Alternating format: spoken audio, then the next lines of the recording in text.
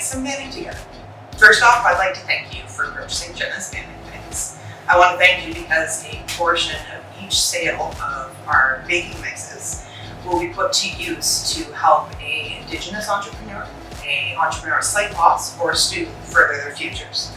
So I really want to thank you for that. Plus, you get to eat some delicious bannock. So let's get started. To make your bannock, you're going to need everything that comes along in your bannock mix. So we're going to open it up. And we're going to take out this little pouch, which is our oil. We're going to use this in a few minutes. You're also going to need a medium-sized bowl. I did a larger bowl just for the purpose of you guys being able to see what I'm doing a little easier. You're going to need something to stir your bannock with. You don't want anything flimsy. You can use a spoon, a wooden spoon, or a spoon. It's completely your choice. You are also going to need 1 1/4 cup of water. And after we're done this part, you will need a frying pan and a little bit of oil to fry your bannock. We're ready for that. So we're going to get started. First, we're going to take our bannock mix and we're going to place all of it in a bowl. Now, we're going to take our spoon, whatever you're using, you can use your hands, doesn't matter, and we're going to make a well. If you're not familiar with baking terminology, making a well is just simply making a little indent into your flour and that flour mixture, and that's what you're going to put all of your wet ingredients into. So we're going to take out our oil and we're going to pour it right in the center of our well. Same with our water. Now we're going to mix our bannock with a spoon. If you want to use your hand, you can, but it's going to be really, really messy at the beginning. One thing I will note is if you want to go for a different flavor, something a little butterier, a little heavier, you can substitute the oil that came with your bannock mix with a 1/4 cup of melted butter. So if you do that, you're just going to completely omit your oil and just use the butter and water instead. So once you get it almost formed like a dough, we're going to start kneading our bannock. And it will be sticky, and that's okay. If it's too sticky, you can simply add a little bit of flour.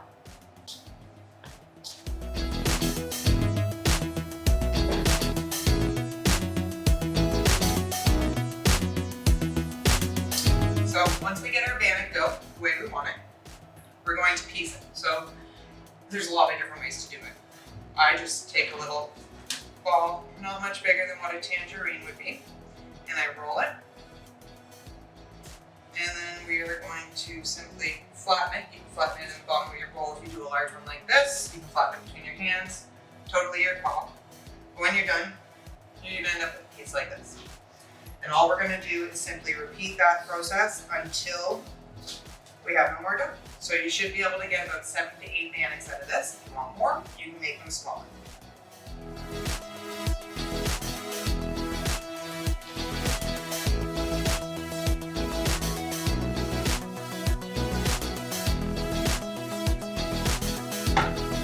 All right, now that our bannock is all pieced, we are ready to fry it. So now is when you're going to need your frying pan, and you're going to need enough oil to just cover the bottom. You don't want to deep fry it, but you do want to fry it in the oil. So I will meet you over at the stove.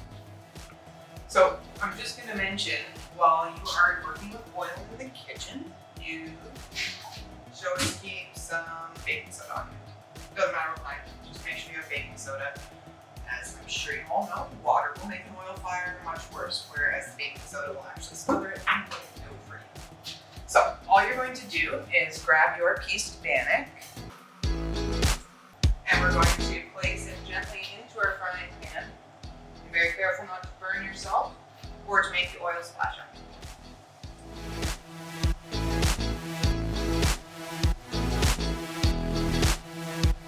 So now that all your bannock is in the pan, it's kind of a waiting game. So what you're going to do is, in about 2 to 3 minutes, it should be ready to be flipped. You want it to be golden brown on both sides, and altogether you should be taking between 5 to 7 minutes to make your bannock.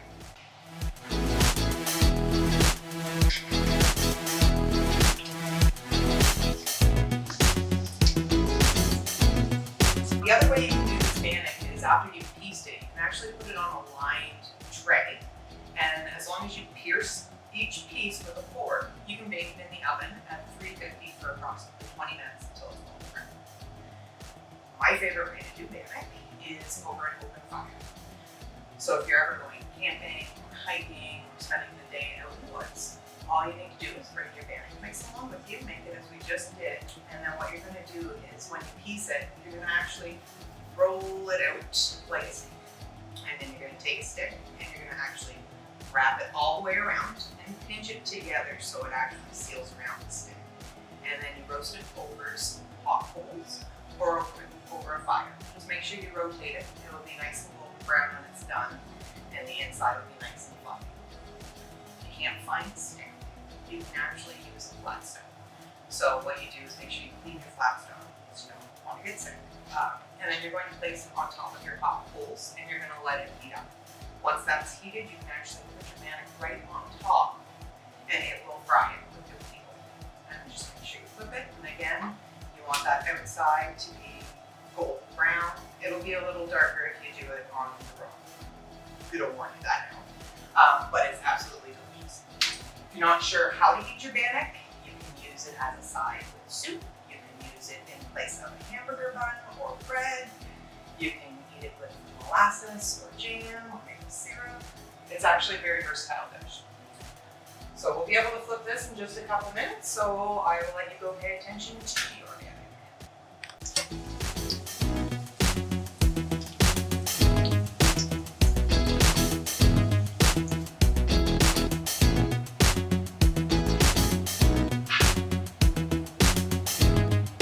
Now that our bannock is cooked, we're going to take a plate and some paper towel. We're going to cover the plate with paper towel as we did just prior to this. So next, you're just going to simply place your little bannock on your napkin.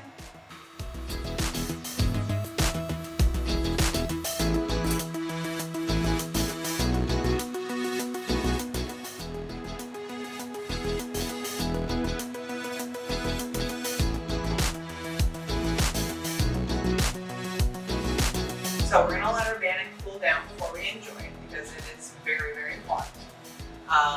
So give it a second and then I'm going to break it open and show you what's inside.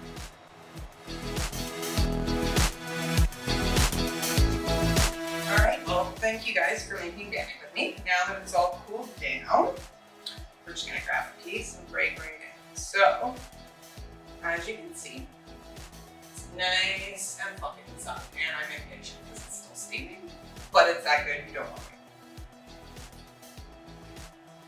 Enjoy.